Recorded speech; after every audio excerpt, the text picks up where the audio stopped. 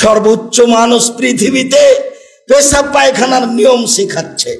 তাই তো ইহুদিরা বলেছিল মোহাম্মদ নাকি তোমাদের বড় মানুষ, সে নাকি পেশাব পায়খানার নিয়ম শিখাইছি। ছি ছি, এটা কথা হলো? এটা কি বড় মানুষের কাজ? তখন সালমান ফার্সি রাদিয়াল্লাহু আনহু বললেন, জি হ্যাঁ, আমাদের নবী পেশাব পায়খানার কথা এভাবে বলে। শোয়ার ঘরটা যত ভালো, টয়লেট তার চেয়ে অনেক বেশি ভালো। সবাই চেষ্টা করে। মনে রাখা ভালো হবে, জনৈক ব্যক্তি মসজিদে ঢুকে পেশাব আরম্ভ করলো। সাহাবীগণ তাকে ধমকাতে লাগলেন। আল্লাহর নবী বললেন, থামো, ধমকায়ও না, পেশাব করতে দাও। পেশাব যখন শেষ হলো তখন তিনি বললেন, শোনো, মসজিদ হচ্ছে সলাতের জায়গা, কোরআন তেলাওয়াতের জায়গা, তাসবিহ তাহলিলের জায়গা, পেশাবের জায়গা নয়। তারপরে বললেন, উমর, আবু বকর সিদ্দিক, তোমরা পানি নিয়ে এসে পেশাবের উপরে ঢেলে দাও। হাদিস বুখারী মুসলিম। বাঙালি যদি গালি না দেয়, কিছু যদি না বলে, তাহলে অন্তত বলবে, যা যা পানি নিয়ে আয়। পেশাব করলি কেন? পানি নিয়ে এসে ঢেলে দে। সম্মানিত জুমার সালাতে উপস্থিত দ্বীনি মুসলিম ভাই ও বোন, প্রশংসা আল্লাহর জন্য, শান্তি অবতীর্ণ হোক আল্লাহর রাসূলের উপর সাল্লাল্লাহু আলাইহি ওয়াসাল্লাম। আজ জুমার খুতবায় সংক্ষিপ্ত সময়ে বক্তব্যের বিষয় পেশাব পায়খানা হতে পবিত্রতা অর্জন ও পেশাব পায়খানার পদ্ধতি, অজু করব মর্মে প্রস্তুতি চলছে। আমরা অত্র জুমার খুতবার প্রারম্ভে আলোচনা পেশ করেছিলাম রাতের সালাত। তারপরের আলোচনা ছিল অজুর ফজিলত। তাতে আমরা অনেক কথা অবগত হয়েছিলাম।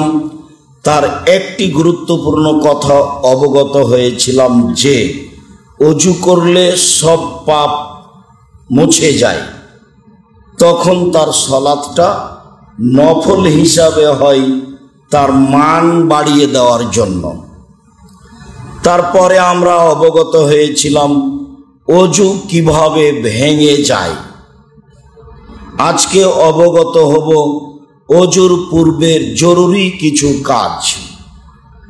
আল্লাহ তাআলা এ ব্যাপারে বলেন, ফিহে রিজালুন, সেখানে কোবা মসজিদের আশেপাশে কতগুলি লোক রয়েছে, ইহুব্বুনা ইয়াতাতাহহারু, তারা পবিত্রতা অর্জন করাকে ভালোবাসে। আল্লাহু ইউহিব্বুল মুত্তাহহিরিন, আর যারা পবিত্রতা অর্জন করে আল্লাহ তাদের ভালোবাসে। এ ব্যাপারে আমরা ধারাবাহিকভাবে আলোচনা আরম্ভ করি। বিশিষ্ট সাহাবী আবু আইয়ুব আনসারী রাদিয়াল্লাহু তাআলা আনহু বলেন, রাসূল সাল্লাল্লাহু আলাইহি ওয়াসাল্লাম একদা বললেন, ইদা আতাইতুমুল গায়তা, যখন তোমরা পেশাব পায়খানার জন্য আসবে, ফালা তাস্তাকবিলুল কিবলাতা ওয়ালা তাস্তাদবিরুহা, তখন তোমরা কাবা ঘর কিবলাকে সামনে করো না, কিবলাকে কাবা ঘরকে পিছনে করো না। ওয়ালাকিন শাররিকু ওয়া গাররিবু, তবে মদিনাবাসী তোমরা শোনো, তোমাদের থেকে কাবা ঘর উত্তরে রয়েছে, মর্মে তোমরা পশ্চিমমুখী হয়ে বা পূর্বমুখী হয়ে পেশাব পায়খানার কাজ পূর্ণ করতে পারো। তবে মদিনাবাসী তোমাদের পূর্ব পশ্চিমে মুখ করলে কোনো সমস্যা নেই। অত্র বুখারী মুসলিমের হাদিসে রাসূল সাল্লাল্লাহু আলাইহি সাল্লাম জোরালোভাবে আদেশ করলেন যে তোমরা কিবলা কাবা ঘরকে পেশাব পায়খানার সময় সামনে বা পিছনে করো না। এখানে একটি কথা অনেক বিদ্বান্তা মেনে নেননি, অনেক বিদ্বান্তা মেনে নিয়েছেন। কথাটি স্পষ্ট থাকা ভালো, যেহেতু কথাটি বুখারী মুসলিমের হাদিস দ্বারা প্রমাণিত। আব্দুল্লাহ ইবনে উমর রাদিয়াল্লাহু তাআলা আনহু বলেন, ইরতাকাইতু ফাওকা বাইতে হাফসা, আমার বোন হাফসার বাড়ির ছাদের উপরে আমি একদা উঠলাম। উমরের ছেলে আব্দুল্লাহ ইবনে উমর রাদিয়াল্লাহু তাআলা আনহু বলেন, আমার বোন হাফসার বাড়ির ছাদের উপরে একদা উঠলাম। ফারাআইতুন নবিয়্য সাল্লাল্লাহু আলাইহি সাল্লাম ইয়াকজি হাজাতাহু মুস্তাকবিরাল কিবলা ও মুস্তাকবিলাশ শাম, দেখি তিনি পেশাব পায়খানার কাজ পূর্ণ করছেন কাবা ঘরকে পিছন দিকে করে আর বাইতুল মুকাদ্দাসকে সামনের দিকে করে। হাদিস বুখারী মুসলিম। তাতে এক শ্রেণীর বিদ্বান বলতে চাইলেন যে পেশাব পায়খানার ঘরটি ঘেরা হোক অথবা ফাঁকা জায়গায় হোক, কোনো সময়তেই তাকে পিছনে বা সামনে রাখা যাবে না। এক শ্রেণীর বিদ্বান বলতে চাইলেন যে ঘেরা জায়গায় করা যায়, প্রমাণে দলিল আছে বুখারী মুসলিম হতে। ফাঁকা জায়গায় করা যায় না। এক শ্রেণীর বিদ্বান বলতে চাইলেন যে সামনের দিকে কখনো করা যাবে না, পিছনের দিকে করা যেতে পারে। আমরা কথা ছোট খাটো হালকা করে দিই। তা হলো কোনো কারণবশত যদি কাবা ঘর সামনে বা পিছনে হয়ে যায়, তাহলে ঘেরা স্থানে হতে পারে, সামনে অন্তরাল আট থাকলে হতে পারে, অন্যথায় ফাঁকা জায়গায় কোনো সময়তেই কাবা ঘর কেবলাকে সামনে ও পিছনে করা যাবে না। সালমান ফারসি রাদিয়াল্লাহু তাআলা আনহু বলেন, নাহানা রাসূলুল্লাহ সাল্লাল্লাহু আলাইহি সাল্লাম আন নাস্তাকবিলাল কিবলাতা লিগায়তিন ওয়া লিবাউলিন, আল্লাহর নবী আমাদেরকে নিষেধ করেছেন পেশাব পায়খানার সময় কেবলাকে কাবা ঘরকে সামনে ও পিছনে করতে নিষেধ। ওয়া নাস্তানজিয়া বিল ইয়ামিনি, ডান হাত দিয়ে পানি খরচ পবিত্রতার কাজ অর্জন করতে নিষেধ করেছে। ওয়া নাস্তানজিয়া বে আকাল্লা মিন সালাসাতি আহজারিন, পানি ছাড়া পবিত্রতা অর্জন করলে 3 ঢেল 3 বার টিস্যু পেপার ব্যবহার করা ছাড়া নিষেধ করেছেন। ঢেল ব্যবহার করলে 3টি করতে হবে। ওয়া নাস্তানজিয়া বে আজমিন আও রাজি, গোবর দিয়ে আর হাড় হাড্ডি দিয়ে পবিত্রতা অর্জন করতে নিষেধ করেছেন। বুখারী মুসলিম। অত্র হাদিসের প্রথম বাক্য অবগত হয়েছি, কোনো অবস্থায় কেবলা সামনে ও পিছনে করা যাবে না। পরের অংশ, ডান হাতে পানি খরচ পবিত্রতা অর্জন করা যাবে না, ডান হাত মর্মে। আয়েশা রাদিয়াল্লাহু তাআলা আনহা বলেন, কানাত ইয়াদু রাসূলিল্লাহ সাল্লাল্লাহু আলাইহি ওয়াসাল্লাম ইউমনা লিতামিহি ওয়া তাহুরিহি, আল্লাহর নবীর ডান হাত খান ছিল খাদ্যের জন্য আর ভালো পবিত্র কাজের জন্য। ওয়া ইয়াদিহুল ইউসরা, আর বাম হাত খান ছিল লেখালাইহি ওয়া মাকানা মিন আদা, পেশাব পায়খানা থেকে পবিত্রতা অর্জন করার জন্য আর দুনিয়াতে যা কিছু আছে অপবিত্র খারাপ কিছু তা ধরার জন্য বা হাতটি ব্যবহার করার জন্য ছিল আল্লাহর নবীর বাম হাত। আব্দুল্লাহ ইবনে উমর রাদিয়াল্লাহু তাআলা আনহু বলেন, রাসূল সাল্লাল্লাহু আলাইহি ওয়াসাল্লাম বলেছেন, লা ইয়াকুলান্না আহাদুকুম বিশিমালিহি ওয়া লা ইয়াশরাবান্না বিহা, অবশ্যই অবশ্যই তোমাদের কোনো ব্যক্তি যেন বাম হাতে না খায়, বাম হাতে পান না করে, জরুরি ঘোষণা। আয়েশা রাদিয়াল্লাহু তাআলা আনহা বলেন, কানা রাসূলুল্লাহ সাল্লাল্লাহু আলাইহি ওয়াসাল্লাম ইউহিব্বু তায়াম্মুনা ফি শানি কুল্লিহি হাত্তা ফি তুহুরিহি ওয়া তানাজ্জুলিহি ওয়া তানাওউলিহি। আল্লাহর নবী সব কাজে ডান ভালোবাসতেন, বিশেষভাবে পবিত্রতা অর্জনে, বিশেষভাবে জুতা স্যান্ডেল পরিধানে, বিশেষভাবে মাথার চুল চিরুনি করাতে। চিরুনি তিনি মাথার ডান দিকে লাগাতেন। তিনি ডানের জুতা আগে পরতেন, বাম পায়ে জুতা পরে পরতেন।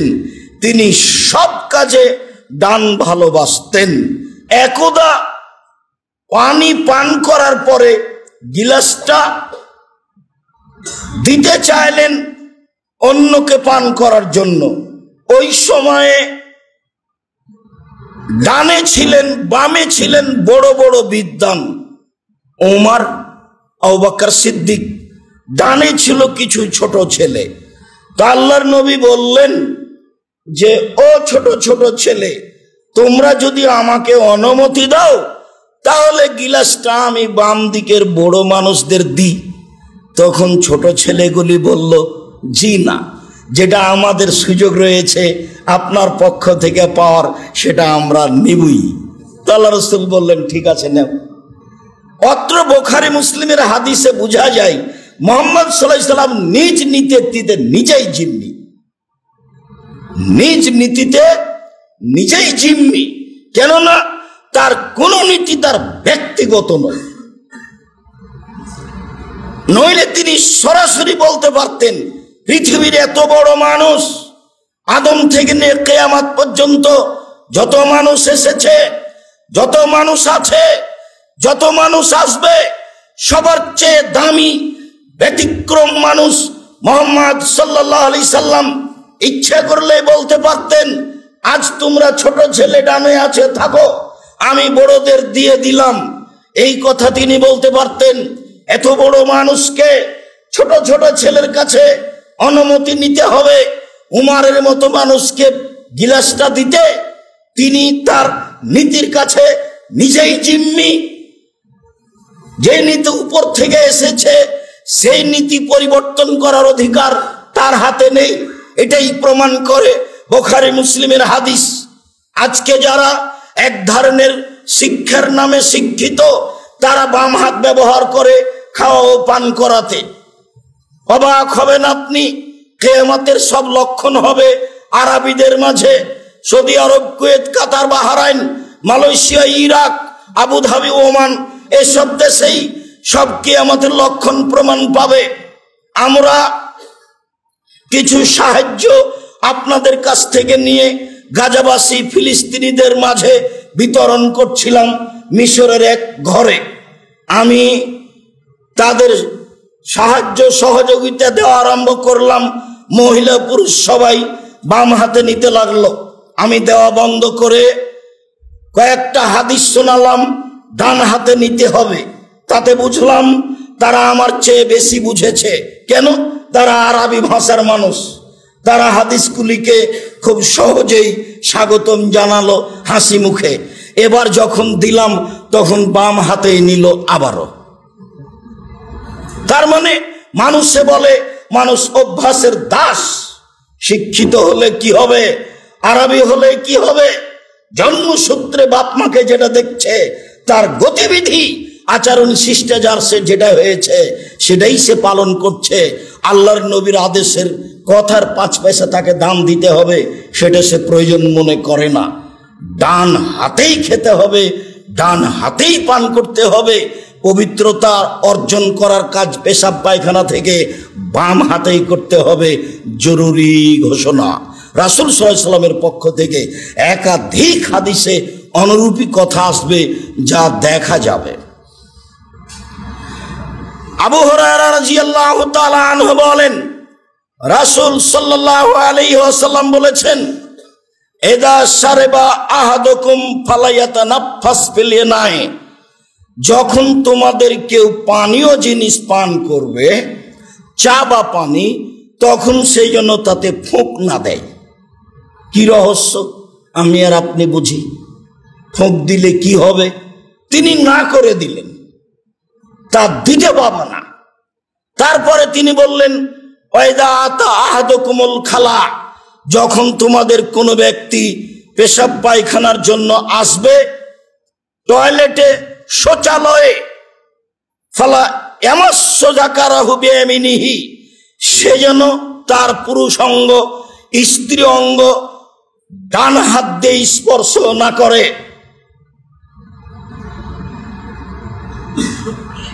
তারপরে তিনি বললেন, ওয়ালা ইয়াতামাসসাহু বিয়ামিনিহি, আর সে যেন যখন পবিত্রতা অর্জন করবে, পানি খরচ করবে, তখন সে যেন ডান হাত ব্যবহার না করে, বাম হাত দিয়ে পবিত্রতা অর্জন করে।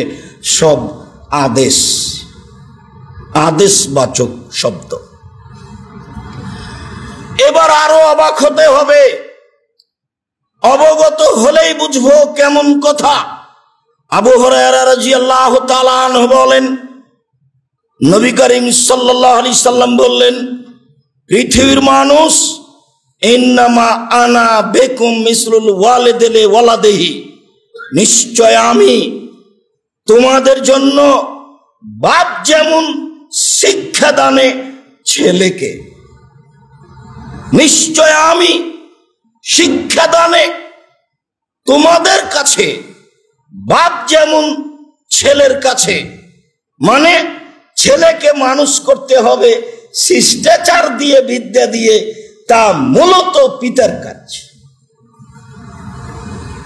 সারাদিন পিতা ছেলে মেয়েকে পাহারা দিবে। ছেলে মেয়ে কি করে, কিভাবে কাপড় পরিষ্কার করে, কিভাবে বাড়িতে থাকে, কিভাবে চলে ফিরে, এখানে আল্লাহর নবী পিতাকে পাহারাদার বললেন।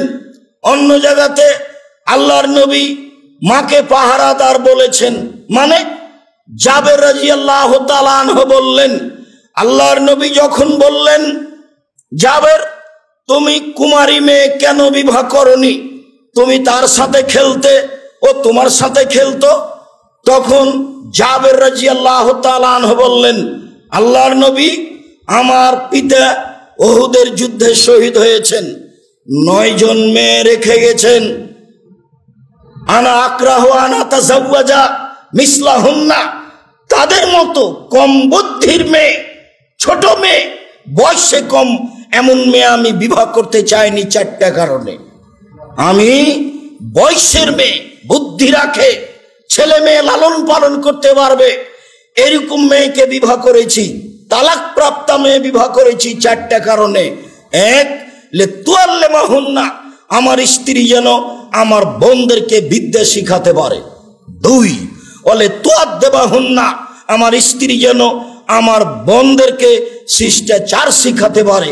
3, লিতুরাজ্জিলাহুন্না, আমার স্ত্রী যেন আমার বোনদের মাথার চুল চিরুনি করে, পরিপাটি করে, সাজগোজ করে রাখতে পারে। 4, লিতাকুমা আলাইহিন্না, আমার স্ত্রী যেন আমার বোনদেরকে পাহারা দিতে পারে। হাদিস বুখারী মুসলিম। কি বিবেচনা আপনার আর আমার! আমি তো নিজেই একটা পট কিনে নিয়ে এসেছি বাচ্চার পেশাব পায়খানার জন্য, সেটা হলো ঘোড়া। ও তো সারাদিন বাড়িতেই আছে। আমার স্ত্রী একটা তরকারির বাটি কিনেছে, সেটা হলো কাতল মাছ। আমার স্ত্রী একটা আয়না কিনেছে, সেটা হলো রুই মাছ। আমার স্ত্রী কিছু প্লেট কিনেছে বাজারে যাওয়ার সুবাদে, তা হলো চিংড়ি মাছে ভরা। আর কাপড় চোপড় সব কিছুতে কার্টন আছে। সবার বাড়িতে যদি কার্টন থাকে, তারপরে ধর্ম তাকে অনুমতি দিবে, এর নাম ইসলাম নয়। ও নিজস্ব স্বাধীনতায় কিয়ামত পর্যন্ত থাকবে, মানুষ তা গ্রহণ করুক আর না করুক তাতে আসে যায় না। আয়েশা রাদিয়াল্লাহু তাআলা আনহা বলেন, আল্লাহর নবী বাড়িতে ঢুকলে পাত্র জাতীয় যা থাকতো ছবি মূর্তি সব ভেঙে দিতেন, আর কাপড় জাতীয় যা থাকতো ছবি মূর্তি সব ছিঁড়ে ফেলতেন। একাধিক সহিহ হাদিস। কথায় ফিরে যাই, এখানে আল্লাহর নবী বললেন, আমি হচ্ছি তোমাদের কাছে পিতা যেমন ছেলের কাছে, অতএব পিতার দায়িত্ব পালন করো। তো আমি বলি ওয়াল্লিমুকুম, আমি তোমাদের শিখিয়ে দিতে চাই। কি শিখাবো? দেখেন, শিক্ষক হিসাবে, পিতা হিসাবে জাতির সামনে কথা পেশ করছেন। এক নাম্বার, এই যে আতেই তুমুল গায়েতা, যখন তোমরা পেশাব পায়খানায় আসবে তখন ফালা তাস্তাকবিলুল কিবলাত ওয়ালা তাস্তাকবিরুহা, কাবা ঘরকে সামনে করো না, পিছনে করো না। সর্বোচ্চ মানুষ পৃথিবীতে পেশাব পায়খানার নিয়ম শেখাচ্ছে। তাই তো ইহুদিরা বলেছিল, মোহাম্মদ নাকি তোমাদের বড় মানুষ, সে নাকি পেশাব পায়খানার নিয়ম শিখাইছি। ছি ছি, এটা কথা হলো? এটা কি বড় মানুষের কাজ? তখন সালমান ফারসি রাদিয়াল্লাহু আনহু বললেন, জি হ্যাঁ, আমাদের নবী পেশাব পায়খানার কথা এভাবে বলেন। তাতে তিনি বললেন, ওয়া আমারা বেসালাসাতে আহজার, 3টি ঢেলের মাধ্যমে পবিত্র অর্জন করতে বললেন। তাতে তিনি ওয়া নাহা আইয়াস্তানজিয়া বিররাউসে অর রিম্মা, গোবর এবং পচে যাওয়া, গলে যাওয়া, কাছাকাছি এরকম হাড়হাড্ডি দিয়ে পবিত্রতা অর্জন করতে নিষেধ করলেন। তাতে তিনি নিষেধ করলেন, আই ইস্তাতিবার রাজুল বেয়ামিনিহি, মানুষ পবিত্রতা অর্জন করার সময় ডান হাত ব্যবহার করবে, এসব তিনি নিষেধ করলেন। অত্র হাদিসগুলিতে আমরা খুব ভালো বুঝতে পারছি যে পবিত্রতা অর্জন কিভাবে করতে হবে, ডান হাতের কথাটি বুঝেছিলাম। চলেন এবার আমরা একটা কিছু নিয়ম নীতিতে চলে যাই। আমাদের কাছে একটা জিনিস থেকে যাচ্ছে, তা হচ্ছে পানি দিয়ে পবিত্রতা অর্জন করা আর ঢেল টিস্যু পেপার দিয়ে অর্জন করা। আমরা সময়ের গতিতে বলবো ইনশাআল্লাহ। আমরা এখন আপাতত কিছু নিয়মে চলে যাই। আনাস রাদিয়াল্লাহু তাআলা আনহু বলেন, কারণ নবী সাল্লাল্লাহু আলাইহি সাল্লাম ইজা দাখালাল খালা ইয়াকুলু, যখনই তিনি পেশাব পায়খানার জন্য যেতেন তখন তিনি বলতেন, আল্লাহুম্মা ইন্নী আউযু বিকা মিনাল খুবুসি ওয়াল খাবায়েস, আল্লাহ আমি তোমার কাছে আশ্রয় চাচ্ছি অপবিত্র জিন আর অপবিত্র জিন্নি হতে। বুখারী মুসলিম। যায়েদ ইবনে আরকাম রাদিয়াল্লাহু তাআলা আনহু বলেন,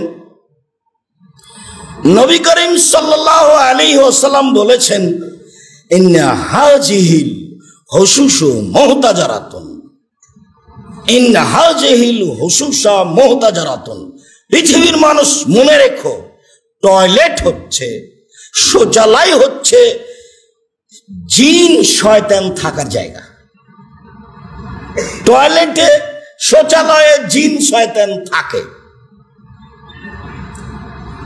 এজা দাখালা আহাদুকুম, কেউ যদি তোমাদের এই শৌচালয়ে যায়, ফালিয়াকুল, সেজন্য বলে, আউযু বিল্লাহি মিনাল খুবুসি ওয়াল খাবায়েস, আমি আল্লাহর কাছে আশ্রয় চাচ্ছি অপবিত্র জিন ও জিন্নি হতে। আলী রাদিয়াল্লাহু তাআলা আনহু বলেন, নবী করিম সাল্লাল্লাহু আলাইহি ওয়াসাল্লাম বলেছেন, সিদ্র মা বাইনা আইনিল জিন্নে ওয়া আওরাতে বানি আদম, এজা দাখালা আহাদুহুমাল খালা ফালিয়াকুল বিসমিল্লাহ।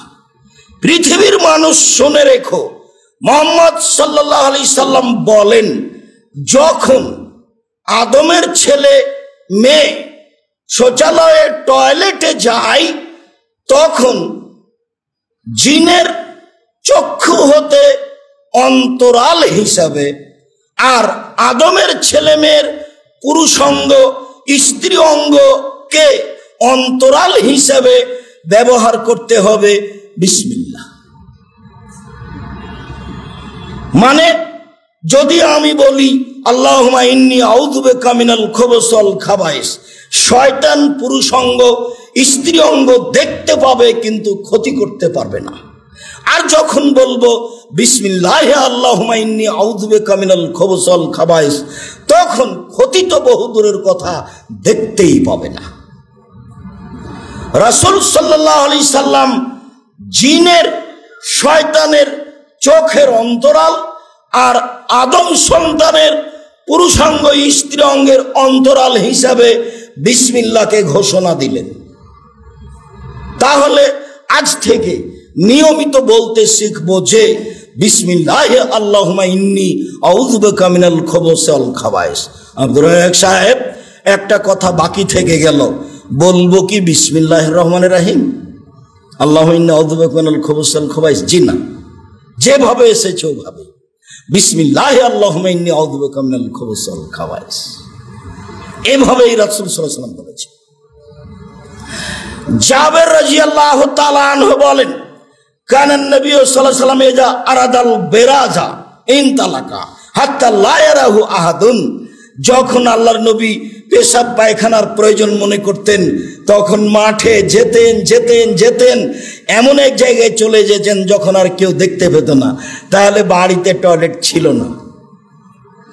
আমাদেরই তো কয়দিন আগে ছিল বাড়ি থেকে 200 গজ দূরে টয়লেট, আবার ঘরে হয় নাকি? তারপরে ঘরে বাড়ির একটাতে আসলো, তারপরে এখন প্রায় সবটাতে। তো যাক, রাসূল সাল্লাল্লাহু আলাইহি সাল্লাম এমনটার জন্য দূরে চলে যেতেন, যখন আর মানুষ কেউ দেখতে পেত না এরকম জায়গায় যেতেন, তখন তিনি বসতেন।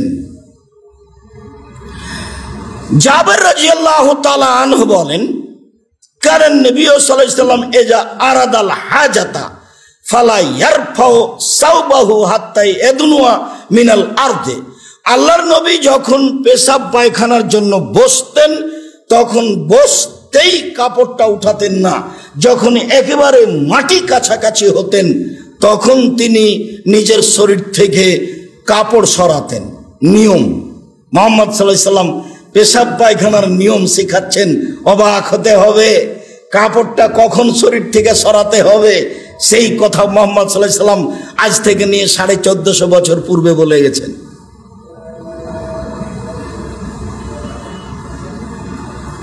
সম্মানিত দিনী ভাই বোন, রাসূল সাল্লাল্লাহু আলাইহি সাল্লাম স্ত্রী মিলন সহ পারিবারিক সব কিছু কথা জাতির সামনে পেশ করে গেছেন, যাতে করে জাতি তার পদ্ধতি সব কিছুতে গ্রহণ করতে পারে। মানুষ গ্রহণ করুক আর না করুক, আল্লাহর নবী দিয়ে গেছেন, এ কথাই ঠিক। আবু হুরায়রা রাদিয়াল্লাহু তাআলা আনহু বলেন, রাসূল সাল্লাল্লাহু আলাইহি ওয়াসাল্লাম বলেছেন, ইযা আতাইতুমুল গায়তা আও ইযা আতাইতুম মুস্তাহাম্মাকুম, যখন তোমরা তোমাদের টয়লেটে বা গোসলখানায় আসবে তো ফালা ইয়াকতাসিলু ফিহি ওয়া ইয়াতাওয়াদ্দাউ ফিহি ফালা ইয়াবুলান্না আহাদুকুম, তো গোসলখানায় তোমরা পেশাব করো না। কেন? একটু পরে সেখানেই অজু করবে, একটু পরে সেখানেই গোসল করবে, তাহলে তোমরা গোসলখানায় পেশাব করবে কেন? ফাইনা আম্মাতাল ওয়াসওয়াসা মিনহু, সাধারণত ধারণা ওয়াসওয়াসা এখান থেকে আসতে পারে, আসে। আহারে, পেশাব মনে হয় ছিটে পড়েছে গায়ে, আহা পেশাব মনে হয় এখানে মেঝেতে পড়ে আছে, এদিক ওদিকে দেওয়ালে মনে হয় পেশাব ছিটে আছে, এমনটা হতে পারে, যার কারণে তোমরা গোসলখানাতে পেশাব করো না, যেখানে তোমরা অজু করবে, যেখানে তোমরা গোসল করবে। সম্মানিত দিনী ভাই বোন, এখন তো আমাদের শৌচালয় টয়লেট যেটা সেটাই হলো গোসলখানা। সেটাই হলো পেশাবখানা, সেটাই হলো পায়খানা, সব কিছুই মনে রাখতে হবে।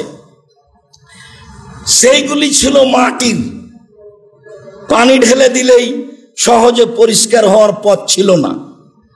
আর এখন হচ্ছে একেবারে উন্নত মানের, শোয়ার ঘরটা যত ভালো টয়লেট তার চেয়ে অনেক বেশি ভালো, সবাই চেষ্টা করে।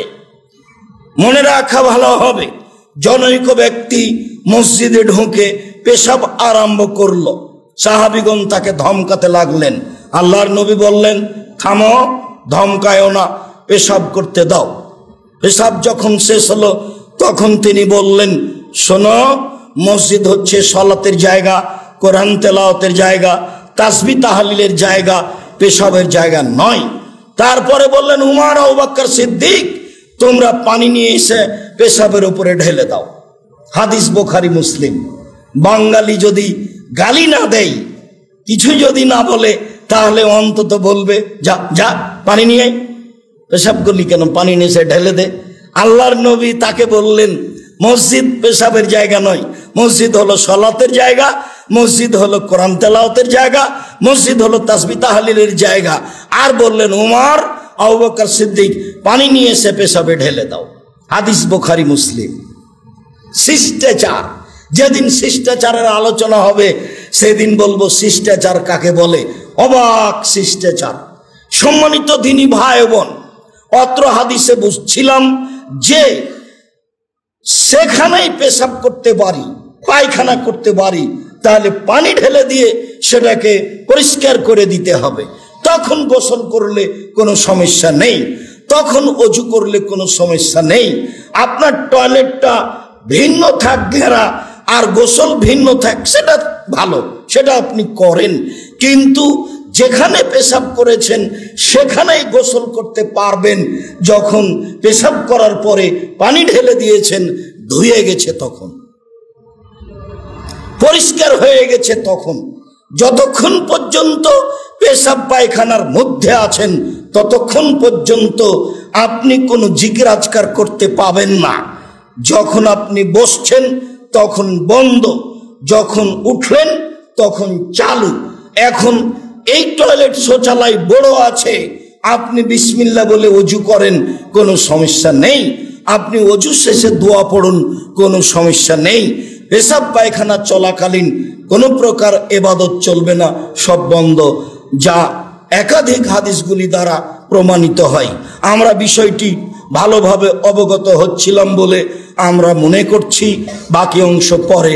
আল্লাহুম্মা সাল্লি আলাইহি, আল্লাহুম্মা বারিক আলাইহি।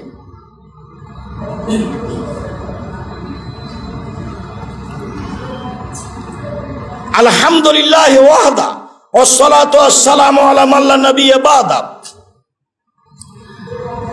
আনাস রাদিয়াল্লাহু তাআলা আনহু বলেন, কানান নবী সাল্লাল্লাহু আলাইহি ওয়াসাল্লাম ইয়াদখুলুল খালা, যখন আল্লাহর নবী পেশাব পায়খানায় টয়লেটে যেতেন, ফা আহমেলু আনা ও গোলামুন এদাওয়াতান মিন মাইন আও আনাজাতান ইস্তানজিবিল মায়ে, আল্লাহর নবী শৌচালয়ে ঢুকলেই আমি আনাস আর একজন গোলাম সহ পানি নিয়ে সেখানে উপস্থিত হতাম। তিনি পানি দিয়ে পবিত্রতা অর্জন করতেন। পেশাব পায়খানার পরে তিনি পানি ব্যবহার করেই পবিত্রতা অর্জন করতেন। আবু হুরায়রা রাদিয়াল্লাহু তাআলা আনহু বলেন, কানান নবী সাল্লাল্লাহু আলাইহি ওয়াসাল্লাম ইজা দাখালাল খালা, যখন আল্লাহর নবী পেশাব পায়খানার জন্য টয়লেটে শৌচালয়ে প্রবেশ করতেন, ফা আতাইতুহু বিমাইন ফি তাওরিন, আমি একটা মগে জগে আমি পানি নিয়ে উপস্থিত হতাম। ফায়াস্তানজিবিল মায়ে, তিনি পানি দিয়ে পবিত্রতা অর্জন করতেন। সুম্মা মাসা ইয়াদাহু আলাল আরজে, পবিত্রতা অর্জন করার পরে হাত মাটির ওপরে মারতেন, মাটির ওপরে হাতটা ঘষে দিতেন, তারপরে হাত ডলে ধুয়ে পরিষ্কার করতেন। বোঝা যাচ্ছে যে পেশাব পায়খানার পরে পানি খরচ করার পরে হাত মাটি দিয়ে বা সাবান দিয়ে মাজতে হবে এবং ধুইতে হবে। সাবান দিয়ে কতটুকু পরিষ্কার হবে হবে কথাই ঠিক, তবে রাসূল সাল্লাল্লাহু আলাইহি সাল্লাম মাটি ব্যবহার করতেন, হয়তোবা তার ভিতরে যোগ্যতা বেশি আছে অপবিত্রতাকে দূর করার জন্য। তবে আমরা এখন আরো উন্নত মানের পদার্থ ব্যবহার করছি, তাতে আমরা বুঝছি যে আমাদের হাত পরিষ্কার হয়েছে। আপনি করোনা কি দিয়ে ঠেকাবেন কেউ বুঝলো না। যখন করোনা এসেছিল তখন আমি বলেছিলাম মুহাম্মদ সাল্লাল্লাহু আলাইহি সাল্লামের পদ্ধতি কেউ দেখলো না, আলেম ওলামাও দেখলো না। নগদ বলল 3 ফুট, আমি বললাম কিয়ামত পর্যন্ত হবে না, পায়ের সাথে পা মিলাইতে হবে, এটাই চূড়ান্ত সিদ্ধান্ত। সিদ্ধান্ত পরিবর্তন করতে হলে মুহাম্মদ সাল্লাল্লাহু আলাইহি সাল্লামকে আবার দুনিয়া আসতে হবে। যেহেতু মুহাম্মদ সাল্লাল্লাহু আলাইহি সাল্লাম কিয়ামত পর্যন্ত আর কোনোদিন আসবেন না, কাজে তার নিয়ম কিয়ামত পর্যন্ত পরিবর্তন হবে না। মুসাফা করলে পাপ মিটে যায়, তিনি বলেছেন 2 হাত ত্রিউত্থকের পূর্বে সব পাপ মিটে যাবে, আর বলছে মুসাফা করা হবে না। একজন মাওলানা বিমানবন্দরে বললেন একজনকে যে আমি মুসাফা করি না, তিনিও বড় আলেম, 2-1 খাদেম দেখলাম। আল্লাহ ভালো জানে কে কিভাবে চলে, কে কি করে, ধর্মকে কিভাবে মানে। আলেম হলেই যে ধর্ম মানবে এমনটা কথা নয়, ধর্ম মানতে হবে রাসূল সাল্লাল্লাহু আলাইহি সাল্লামের নীতিতে, আর তাকদীরকে বিশ্বাস করতে হবে। হোক না কেন করোনা, মুসাফা করবই, যা হবে হবে।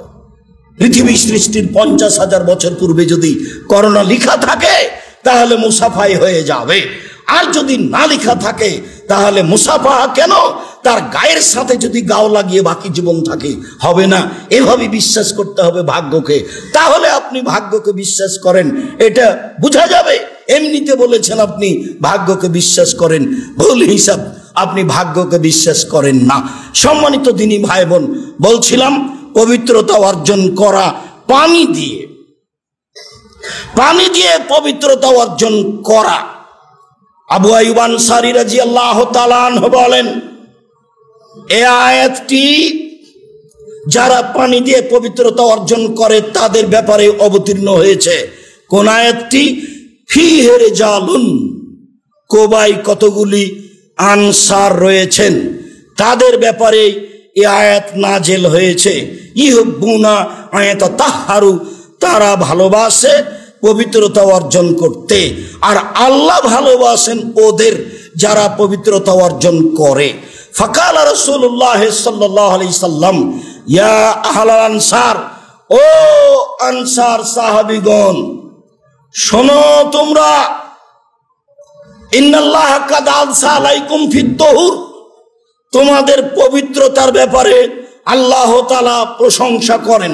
ওমা তাহুরুকুম, তোমাদের পবিত্রতা কি? তোমাদের পবিত্রতার ব্যাপারে আল্লাহ প্রশংসা করেন, বলো তো তোমাদের পবিত্রতা কি? তাহলে বোঝা যাচ্ছে আল্লাহর নবী গায়েব জানতেন না, নিজের সাহাবী, নিজের আশেপাশে থাকেন, কি পবিত্রতা অর্জন করেন তিনি নিজেই জানেন না। জিজ্ঞাসা করছেন তোমাদের পবিত্রতা কি, আল্লাহ কেন তোমাদের প্রশংসা করেন? তখন তারা বলছেন যে আরে শোনেন, নাতাওয়াদ্দা বিল মায়ে, পানি দিয়ে ওযু করি, এক, ও নাগতাসিলু মিনাল জানাবা, পানি দিয়ে ফরজ গোসল করি, ও নাস্তানজি বিল মায়ে, পানি দিয়ে পেশাব পায়খানা থেকে পবিত্রতা অর্জন করি। পানি দিয়ে পেশাব পায়খানা থেকে পবিত্রতা অর্জন করি, এইটা মনে থাকার কথা। একবার অবগত হয়েছি, আবার হচ্ছি। এক, পানি দিয়ে ওযু করি। 2, পানি দিয়ে ফরজ গোসল করি। 3, পানি দিয়ে পেশাব পায়খানার পরে পবিত্রতা অর্জন করি। তখন আল্লাহ রাসূল বলছেন, হুয়া দাকা ফালাইকুম, হ্যাঁ এটাই সেটাই, এটাই হলো প্রশংসা করার মাধ্যম। তোমরা এটা শক্তভাবে ধরো, তোমরা এটা শক্তভাবে ধরো। অত্র আয়াত, অত্র হাদিসকে বিকৃত করে ভারত বাংলাদেশের এক শ্রেণীর মানুষ ধরেছে যে পানি দিয়ে পবিত্রতা অর্জন করার পূর্বে ঢেল টিস্যু পেপার ব্যবহার করতে হবে, 40 কদম হাঁটতে হবে, পায়ের উপরে পা উঠাতে হবে, খক খক করে কাশতে হবে, তাহলেই মূলত পবিত্রতা অর্জন হবে। এই কথা আল্লাহ বলেছেন এখানে। আল্লাহে, আল্লাহর কসম, এমন কথা আল্লাহ এখানে বলেননি, এমন কথা মুহাম্মদ সাল্লাল্লাহু আলাইহি ওয়াসাল্লাম বলেননি। যদি তাই হতো, পবিত্রতা অর্জন যদি সেভাবেই করতে হতো, তো পুরুষেরা 40 কদম হাঁটবে, মহিলারা হাঁটবে না? পবিত্রতা শুধু তাদেরই লাগবে, মহিলাদের লাগবে না? মহিলারাও তাহলে ঢেল নিয়ে 40 কদম হাঁটবে, পায়ের উপরে পা উঠাবে, খক খক করে কাশবে, তাদেরও পবিত্রতা যা, এদেরও পবিত্রতা তা। ধর্ম তো আর একজনের জন্য খাস হয়নি, পবিত্রতা তার একজনের জন্য খাস হয়নি, তখন তারা আর এ কথা বলবে না। যদি মহিলা এইভাবে ঢেল নিয়ে হাঁটে, তাহলে আপনাকে কেমন কেমন লাগবে? তো আপনি যখন ঢেল নিয়ে এভাবে হাঁটবেন, তখন মহিলাকেও কেমন কেমন লাগবে? উভয়ই সমান সমান স্থানে। কাজেই ধর্ম এমন নয়, বরং এটা লজ্জা না থাকার প্রমাণ, বরং এটা বাড়াবাড়ি। সম্মানিত জুমার সালাতে উপস্থিত দ্বীনি মুসলিম ভাই ও বোন, রাসূল সাল্লাল্লাহু আলাইহি সাল্লাম ঘোষণা দিলেন, ওরা পবিত্রতা অর্জন করেছিল এইভাবে যে অজু করত পানি দিয়ে, যে ফরজ গোসল করত পানি দিয়ে, যে তারা পেশাব পায়খানার পরে পানি দিয়ে পবিত্রতা অর্জন করত। তাই আল্লাহ তাদের প্রশংসা করেছে। কথা এটাই ঠিক। এইবার পবিত্রতা অর্জন করে যখন বের হবেন, তখন আয়েশা রাদিয়াল্লাহু তাআলা আনহা বলেন, আল্লাহর নবী বলেছেন যে যখন পেশাব পায়খানা থেকে খারাজা মিনাল খালায়ে বের হলে বলবে গোফরানাকা, আল্লাহ তোমার কাছে ক্ষমা চাচ্ছি। আলহামদুলিল্লাহিল্লাযী আযহাবা আনিল আযা, এ হাদিস ঠিক নয়, এটা চলবে না।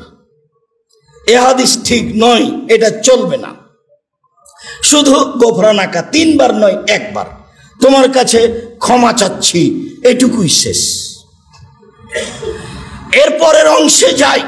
রাসূল সাল্লাল্লাহু আলাইহি ওয়াসাল্লাম পবিত্রতা অর্জন করার ব্যাপারে যেই কথাগুলি স্পষ্ট করলেন, তার মধ্যে জরুরি কথা থাকলো যে বাম হাতে পবিত্রতা অর্জন করতে হবে। তার মধ্যে জরুরি কথা থাকলো যে আল্লাহর নবীকে ঢেল, আল্লাহর নবী হাড় এবং পেশাব, গোবর এবং কয়লা দিয়ে পবিত্রতা অর্জন করতে নিষেধ করলেন।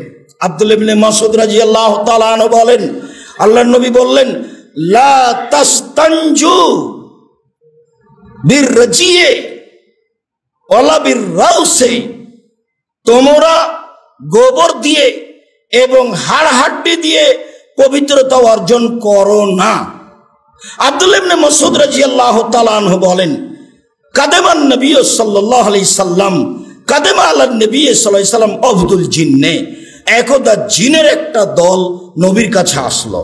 একদা জিনের একটা দল নবীর কাছে এসে বলছে, আল্লাহর নবী, ইনহা উম্মাতাক ইয়া রাসূলুল্লাহ, হে আল্লাহর রাসূল, আপনি আপনার উম্মতকে নিষেধ করে দিন, আইয়াস্তানজু বিররাউসে অল এদামে অল হামামা, ওরা যেন হাড় হাড্ডি দিয়ে পবিত্রতা অর্জন না করে, ওরা যেন গোবর দিয়ে পবিত্রতা অর্জন না করে, ওরা যেন কয়লা দিয়ে পবিত্রতা অর্জন না করে। কেন? ইন্নাল্লাহ জাআলা ফিহা রিজকান লানা, আল্লাহ তাআলা এগুলি আমাদের জন্য রুজি করে দিয়েছে। জিনেরা এসে বলছে যে এইটা আল্লাহ আমাদের জন্য রুজি, খাদ্য করে দিয়েছেন। গোবর খাদ্য, আমার ফেলে দেওয়া হাড় হাড্ডি খাদ্য, কয়লা খাদ্য। কিভাবে খাদ্য এটা আমার আপনার বুঝার প্রয়োজন নেই, হয়তো বা স্বাদটা আমি যা পেয়েছি এখন তার চেয়ে বেশি করে দেওয়া হয়েছে। আল্লাহ তাআলা যেদিন সব জান্নাতীকে নাস্তা দিবেন, প্রথম নাস্তা, তখন সারা পৃথিবীকে রুটি বানাবেন। চাঁপাই নবগঞ্জের মহিলারা যেভাবে রুটি বানায় 2 হাতে, আল্লাহ তাআলা তার নিজ হাতে তার মতো যেভাবে তার জন্য সাজে তিনি 2 হাতে রুটি বানাবেন সারা পৃথিবীকে দিয়ে, আর মাছের কলিজা দিয়ে নাস্তা দিবেন মানুষকে। তখন তো বুড়িগঙ্গার নদীর পানি থাকবে। তাহলে আর অবাক হওয়ার কি আছে? সেদিন এই স্বাদ থাকবে, আমরা হলাম আল্লাহর মেহমান, নাস্তার ব্যবস্থা তিনি করবেন, মানে যা তিনি পেশ করবেন তা পৃথিবীতে হবে পরকালে হবে প্রথম খাদ্য, যা ভিন্ন ধরনের অবাক হবে। ক্ষমতার মালিক তিনি, স্বাদে পরিবর্তন করে দিবেন তিনি, দেখতে পরিবর্তন করে দিবেন তিনি। অতএব আপনি আপনার উম্মতকে নিষেধ করে দেন তারা যেন এইগুলি পবিত্রতার জন্য ব্যবহার না করে। এইগুলি আল্লাহ আমাদেরকে রুচি হিসেবে দিয়েছে। অবশ্যই অংশটা ভালো বুঝেছি। আজকের জুমার খুতবার কাছাকাছি শেষের দিকে আসি। হুযায়ফা ইবনে ইয়ামান রাদিয়াল্লাহু তাআলা আনহু বলেন, খুব বিশিষ্ট সাহাবী, আতান নবী সাল্লাল্লাহু আলাইহি ওয়াসাল্লাম সুবাতাতা কওমিন ফাবালা কায়েমান। আল্লাহর নবী জনগণের আবর্জনা ফেলার জায়গায় আসলেন। জনগণ যেখানে আবর্জনা ফেলে, বাড়িঘর পরিষ্কার করে, ডাস্টবিন, এরকম জায়গায় আল্লাহর নবী আসলেন, দাঁড়িয়ে পেশাব করলেন। বুখারী মুসলিম। দাঁড়িয়ে পেশাব করলেন, বুখারী মুসলিম। এই পর্যন্ত শেষ। এখন এক শ্রেণীর বিদ্বান বলতে চাইলেন অনেক কথা, বসার সুবিধা ছিল না সেই জন্য দাঁড়িয়ে। কেউ বললেন পাশে সাহাবীগণ ছিলেন, বসলে বায়ু আসতে পারে, পরিবেশ কেমন কেমন হবে, সেই জন্য দাঁড়িয়ে পেশাব করলেন। কেউ বললেন একটা রোগ ছিল, দাঁড়িয়ে করলে তা ভালো হয়ে যায়, সেই জন্য করলেন। মানুষ এমন ভাবে লেগে গেল যে একটাও ঠিক হলো না। নাসিরউদ্দিন আলবানী রাহিমাহুল্লাহ বললেন এগুলি ঠিক নয়। এ কথা বহুদিন আগেও বিদ্বানগণ বলেছেন। অতএব আল্লাহ রাসূল বসে পেশাব করেছেন, এটা তার নীতি, আর দাঁড়িয়ে পেশাব করেছেন, এটাও তার নীতি। কাছাকাছি আর একটা হাদিস বলি, এরপরে সমাধায় আসি। আয়েশা রাদিয়াল্লাহু তাআলা আনহা বলেন, মান হাদ্দাসাকুম কানা নবী সাল্লাল্লাহু আলাইহি সাল্লাম ইয়াবুলু কায়ামান ফালা তুসাদ্দিকুহু। পৃথিবীর মানুষ শুনে রেখো, কেউ যদি তোমাদেরকে বলে মুহাম্মদ সাল্লাল্লাহু আলাইহি সাল্লাম দাঁড়িয়ে পেশাব করেছেন, তাহলে তোমরা বিশ্বাস করো না। আমি আয়েশা রাদিয়াল্লাহু তাআলা আনহা বলছি, মা কানা নবী সাল্লাল্লাহু আলাইহি সাল্লাম ইয়াবুলু কায়ামান। আল্লাহ রাসূল জিন্দেগিতে কখনো দাঁড়িয়ে পেশাব করেননি। তাহলে মুখামুখি হয়ে গেল। এইটা আবু দাউদের হাদিস, আর আগে যেটা হলো অনুমোদনে, সেটা হলো বুখারী মুসলিমের হাদিস। তখন বিদ্বানগণ বলেছেন বসে পেশাব করা সুন্নাত, প্রয়োজনে দাঁড়িয়ে পেশাব করতে পারে। স্বাভাবিক টয়লেটে দাঁড়িয়ে পেশাব করলে তো পেশাব চতুর্দিকে ছিটে গেছে, আর একজন তার জন্য বসা সেখানে সহজ নয়। তবে মনে রাখতে হবে, কোনো প্রকার উত্তরে যেতে হবে না, আঁকা বাঁকা হওয়ার কোনো প্রয়োজন নেই। দুটাই হাদিস স্ব স্থানে সহি। নিয়মিত বসে পেশাব করবেন। যদি অনুকূলে না হয়, পরিস্থিতি পরিবেশ প্রতিকূলে মনে হয়, তখন আপনি দাঁড়িয়ে পেশাব করবেন। দাঁড়িয়ে পেশাব করা জায়েজ মাত্র। সম্মানিত জুমার সালাতে উপস্থিত দ্বীনি মুসলিম ভাই বোন, আমরা পেশাব পায়খানার একটি বিস্তারিত সুন্দর বিবরণ পেশ করছিলাম, যা আপনি নিজেও দেখতে পারেন রিয়াজুস সালেহিনে, যা আপনি নিজেও দেখতে পারেন মেসকাতে, যা আপনি নিজেও দেখতে পারেন আমাদের বই পুস্তকে। এরপরে আমরা আপনাদের সাথে জরুরি কয়েকটি কথা বলি। তার প্রথম কথা হচ্ছে এই, ইনশাআল্লাহ আমরা ধারাবাহিকভাবে বিষয়ভিত্তিক আলোচনা করে যাব অত্র সেন্টারের জুমার সালাতের খুতবাই ইনশাআল্লাহ। তাতে আমাদের আসবে এরপরে মেশক, তারপরে আসবে অজুর পদ্ধতি, যা অজুর পূর্বে লাগে সেগুলো সিরিয়াল স্বাভাবিক থাকবে ইনশাআল্লাহ। তারপরের কথা হলো এই, আজকে মদিনা বিশ্ববিদ্যালয়ের 4 জন টিচার, তারা প্রফেসর মদিনা বিশ্ববিদ্যালয়ের, তারা মদিনা বিশ্ববিদ্যালয়ে তাদের দায়িত্ব পালন করো। তো আপনাদের জামিয়া সালাফিয়ায় 1 সপ্তাহ থেকে দার্স দিচ্ছিলেন, আপনাদের ছেলেদের সামনে তারা পাঠদান করছিলেন। আজকে আসরের পরে এখানে পাঠদান করবেন তারা, অনুবাদে থাকবে আব্দুল্লাহ। আপনারা বসতে চাইলে নাম রেজিস্ট্রেশন করে বসতে হবে, কেননা সেই হিসাবে থাকবে চেয়ারের ব্যবস্থা। এরপরে যেটা আপনাদের সাথে জরুরি কথা আমার, সেটা হলো এই যে আমি আপনি জামিয়া সালাফিয়ার খুব কাছের মানুষ, আমি অন্তত মনে করি যদি আপনার অন্তরে কোনো দুর্বলতা থেকে থাকে সেটা আপনার ব্যাপার। আমি জীবন বাজি রেখেই জামিয়া সালাফিয়াকে ভালোবেসেই দিনের কাজ করে যাচ্ছি। এতে আমার ব্যক্তিগত কোনো সুবিধাও নেই, আমি অন্য কিছু করে বাকি সময়টা আমি কাটাতেও চাই না।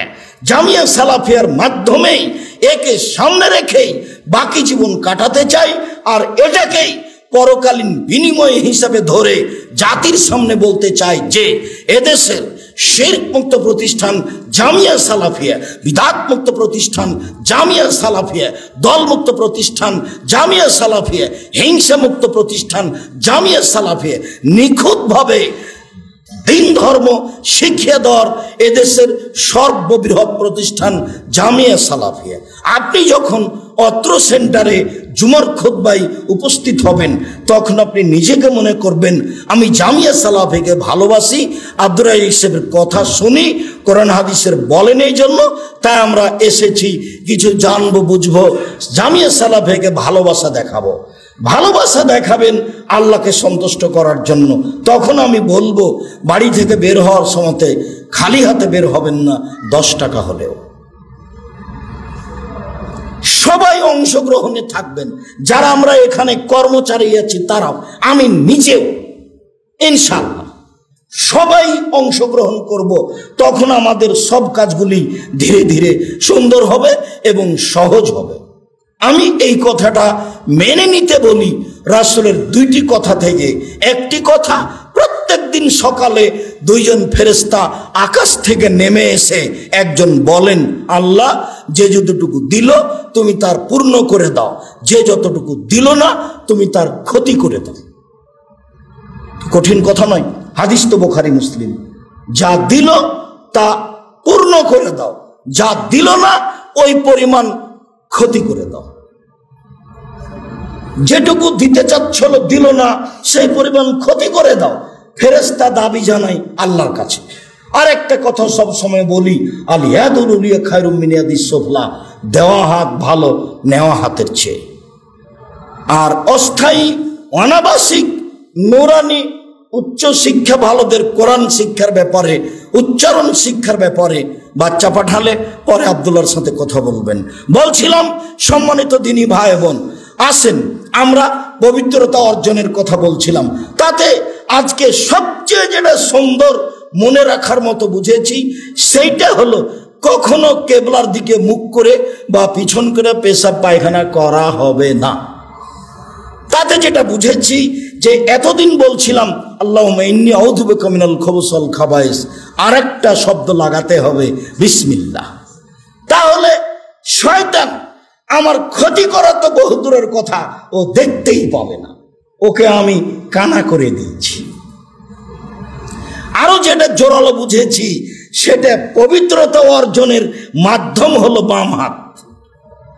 সব সময় বাম হাত দিয়ে পবিত্রতা অর্জন করতে হবে, ডান হাত নয়। জরুরি কথা যে পানি দিয়ে পবিত্রতা অর্জন করতে হবে, আগে ঢেল টিস্যু পেপার পরে পানি, এ কথা নয়। যখন পানি থাকবে না তখন ঢেল টিস্যু পেপার ব্যবহার করব।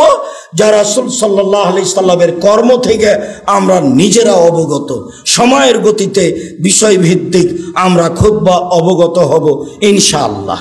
আল্লাহ আমাদের যারা মারা গেছে তুমি তাদের কবরের শাস্তি মাফ করো।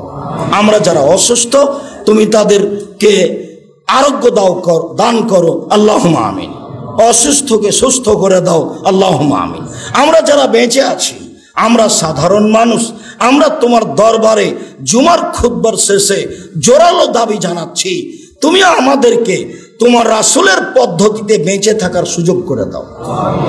আমাদের কর্মকাজে, ব্যবসা বাণিজ্যে বরকত দাও, নিরাপত্তা দাও, দেশে শান্তি নিরাপত্তা দাও। তুমি আমাদের দাবি দেওয়া কবুল করো। শিক্ষা প্রতিষ্ঠান সঠিক অন্তরে তোমার দরবারে বলছি, তুমি আমাদের এই শিক্ষা প্রতিষ্ঠান কবুল করো। এ দিয়ে এদেশের ছেলে মেয়েকে, আমাদের ছেলে মেয়েকে তোমাকে চিনার, তোমাকে জানার, তোমাকে বুঝার তৌফিক দান করো। তোমার দরবারে এই জোরালো দাবি জানাচ্ছি মর্মে সেই বাক্যটি আবার বলি, বাপ হলো ছেলের কাছে কেমন? আল্লাহ নবী বলছেন, আমি তোমাদের সামনে তোমাদের পিতা যেমন তোমাদের কাছে। তাহলে বর্তমান বাপ ছেলেকে সায়েন্স পড়াবে, সেই জন্য ম্যাট্রিক পরীক্ষার সময় 5 জন শিক্ষক টিচার রেখেছেন। তাহলে বাপ ছেলেকে শিক্ষা দেওয়ার জন্য জীবন বাজি রেখার চেষ্টা করছে, কথা ঠিকই আছে। আপনি পিতা হিসাবে এই চেষ্টাই করেন, তবে এর চেয়ে আরো কোনো গ্রহণীয় চেষ্টা আছে নাকি সেটা আপনি দেখেন। আপনারটা যেন আপনার কাছে পরবর্তীতে ভুল হিসাবে না দাঁড়ায়। যেহেতু পিতা আপনি, ছেলে আপনার, শিক্ষা দিতে হবে আপনাকে, এই কথাই মুহাম্মদ সাল্লাল্লাহু আলাইহি ওয়াসাল্লাম ঘোষণা দিলেন। তবে পিতা হিসাবে ছেলে মেয়েকে কেমন শিক্ষা দিবেন, কি শিক্ষা দিবেন, কার নাম শিষ্টাচার, কার নাম নিয়ম নীতি, অবশ্য আপনি নিজে জেনে ছেলে মেয়েকে অবগত করাবেন। জোরালো আমি আব্দুর রাজ্জাক বিন ইউসুফ, আপনি আমার কাছের মানুষ হিসাবে আমি দাবি রাখলাম, আপনি পালন করার চেষ্টা করবেন। আল্লাহ তুমি আমাদের কবুল করো। তোমার দরবারে এইসব কিছু দাবি রেখে আজকের জুমার খুতবা এখানে শেষ করলাম। আল্লাহুম্মা সাল্লি আলাইহি, আল্লাহুম্মা বারিক আলাইহি।